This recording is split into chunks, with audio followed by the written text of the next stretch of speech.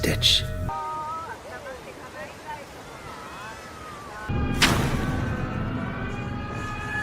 Who brought the apple to our Eve?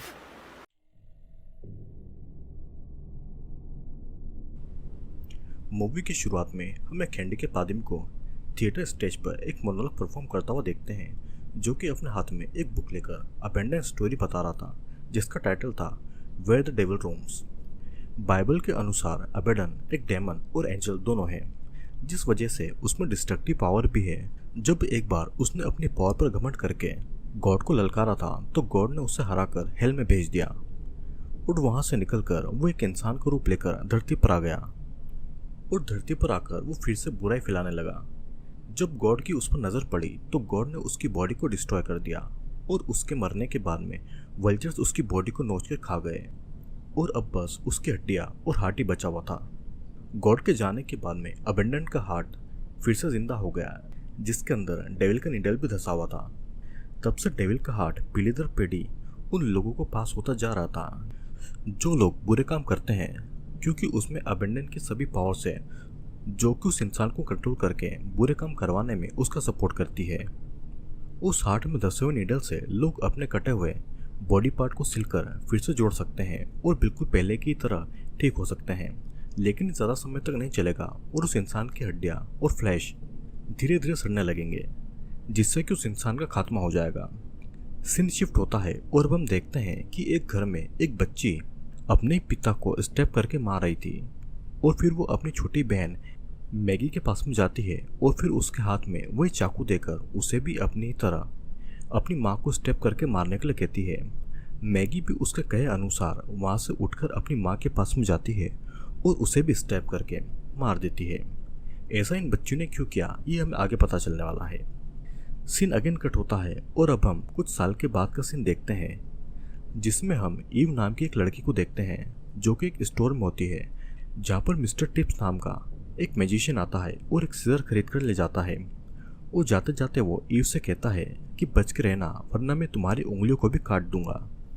Ewe के parents बहुत ही गरीब थे और जीने के लिए वे कार्निवल फेस्टिवल में परफॉर्म करते थे, जिसमें कई सारे और भी लोग थे जो कि एक एक करके कई तरह के एक्ट परफॉर्म करते हैं, जिन्हें लोग देखने के लिए आते हैं और उनकी परफॉर्मेंस के बदले उन्हें पैसे दिया करते हैं। लेकिन ये पैसे उन्हें तभी मिलते हैं जब लोगों को उनका एक्ट पसंद आता है। ईव अपने पेरेंट्स के साथ एंजल के कॉस्ट्यूम में सिर्फ सिंगिंग एक्ट परफॉर्म किया करती है, जो कि काइंड ऑफ बोरिंग होता है, जिसमें लोगों को इंटरेस्ट नहीं आता और उनके परफॉर्मेंस के टाइम पर वहाँ पर से लोगों की भीड़ भी कम हो जाती है, जिस वजह से उन्हें अपने गुजारे के पैसे भी बड़ी मुश्किल से मिलते हैं। ईव के फादर का नाम सेवन था, जो वर्ल्ड वॉर के दौरान एक डॉक्टर की ड्यूटी कर रहे थे, जिस वजह से वो जब भी खून देखते हैं तो वो अपना आपा खोने लगते हैं और उन्हें फिट्स भी आने लगते हैं।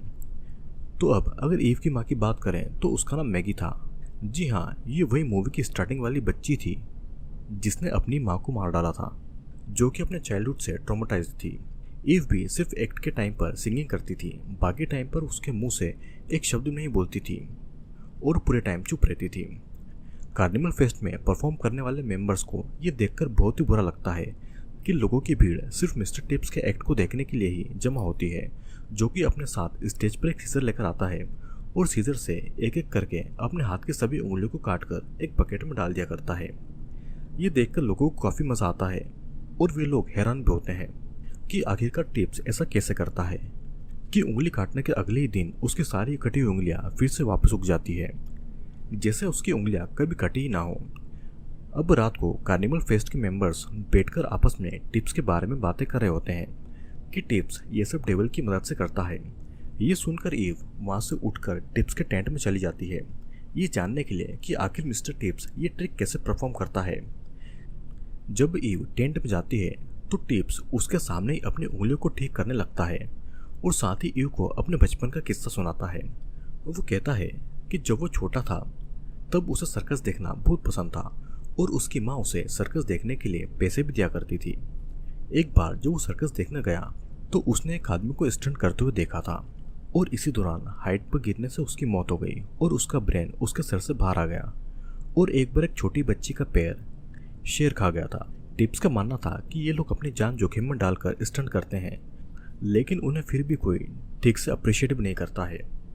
लेकिन वहीं पर एक मैजिशियन भी होता है जो कि कुछ हॉरिफाइंग मैजिक ट्रिक्स दिखाता है लोगों को अट्रैक्ट करने के लिए, और वो लोगों को अट्रैक्ट कर लेता है। वो कभी अपने हाथ की उंगली काटता तो कभी पैर, और फिर अगले ही दिन उसे ठीक भी कर लेता था। ये सब देखकर टिप्स को भी उसकी मैजिक ट्रिक सीखने की इच्छा हुई और वो उसके छोटे से टेंट में पहुंच गया जहाँ पर मैजिशियन ने टिप्स को अबेडन और उस मैजिक हार्ट के बारे में बताया। फिर जब एक दिन वो मैजिशियन गहरी नींद में था, तब मौके का फायदा उठाकर टिप्स उस हार्ट को चुरा कर ले भागा और फिर डेविल के साथ में डील करने के बाद में टिप्स कार्निवल फेस्ट में उस मैजिशियन के जैसे मैजिक परफॉर्म करने लगा। टिप्स ये सब ईव को इसलिए बता रहा था क्योंकि ईव सिर्फ सिंगिंग करते टाइम ही बोलती थी, बाकी समय वो चुप रहा करती थी। तो ईव को बताने से टिप्स का सीक्रेट किसी को भी पता नहीं चलेगा। और ये सब बताने के बाद में टिप्स ईव को वहाँ से भगा देता है। इधर सेवन अपने कार्निवल फेस्ट के कुछ दोस्तों के साथ में बैठकर कार्ड्स खेल रहा था। तभी उसके दो दोस्तों में बहस हो जाती है और बहस हाथापाई में बदल जाती है और वो दोनों एक दूसरे को बुरी तरीके से पीटने लगते हैं, जिससे कि उनकी बॉडी से खून आता है।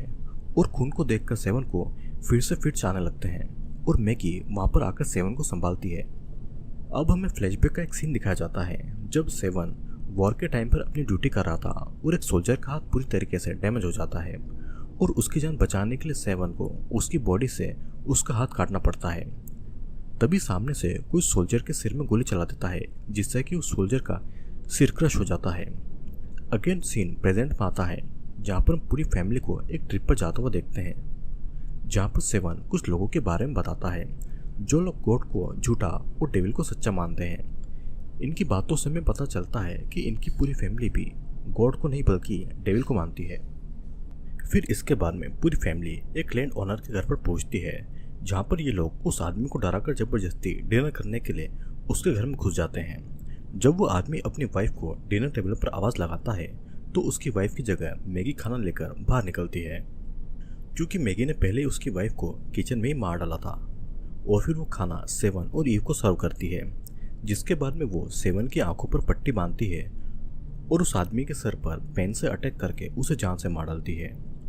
मैगी रिवेंज के लिए ऐसा करती है क्योंकि इस आदमी ने उस जमीन को खरीद लिया था जहाँ पर ये लोग कार्निवल एक्ट परफॉर्म किया करते थे और अब इनकी रोजी रोटी छीन चुकी थी। ये देखते हुए ईव शांति से अपना खाना खाने लगती है जैसे कि कुछ हुआ ही ना हो। फिर डिनर करने के बाद में ईव उस आदमी की लाश की फोटोज क्लिक करने लगती है। मैगी एक एक करके उन सभी लोगों को मौत के घाट उतारने लगती है जो लोग इसमें शामिल थे। ईव को भी इन सभी की डेड बॉडीज की फोटो खींचने में बहुत मजा आता था और देख कर लग रहा था कि ये फैमिली काइंड ऑफ बहुत ही वियर्ड फैमिली है।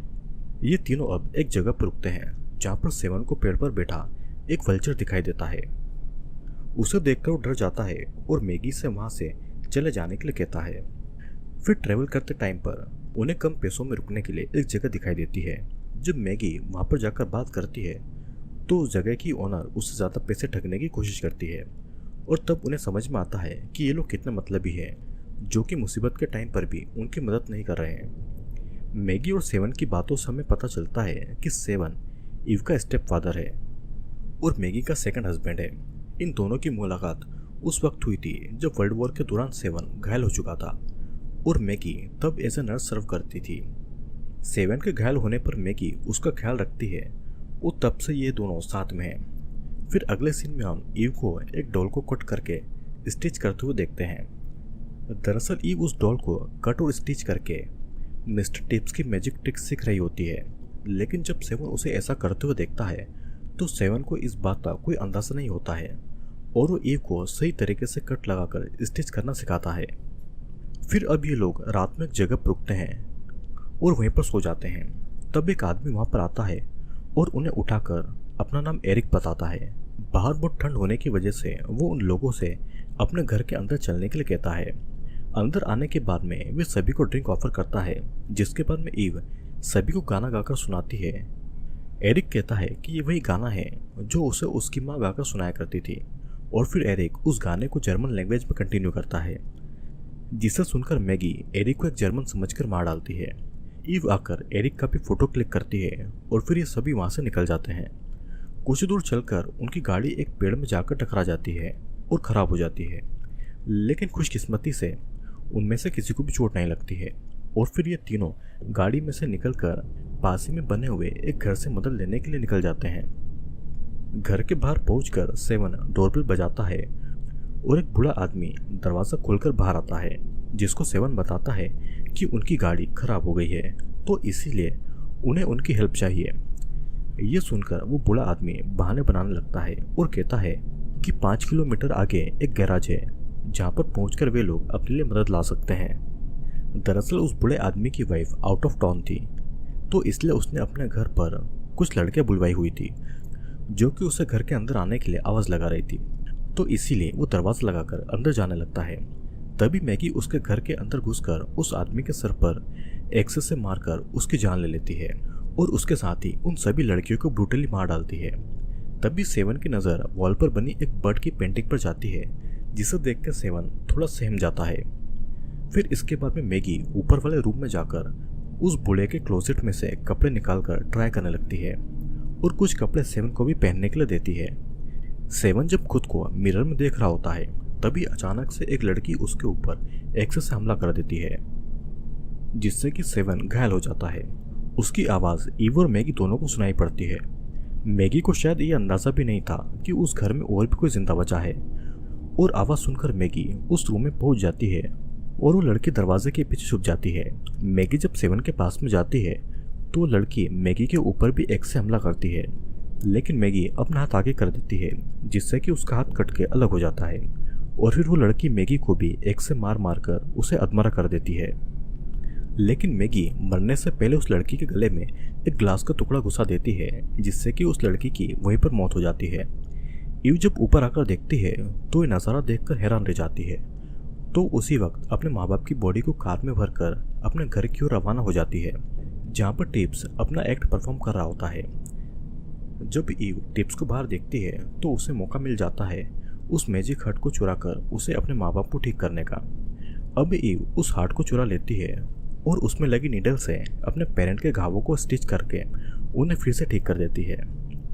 तो अब ठीक होने के बाद में वे सभी अपनी परफॉर्मेंस के लिए जाते हैं, जिसमें ईव के पेरेंट्स कुछ अजीब और ज़ॉम्बी जैसे लग रहे थे, और वो ठीक उसी तरीके से हॉरिफिक परफॉर्म करते हैं जिस तरीके से मिस्टर टिप्स परफॉर्मेंस दिया करता है।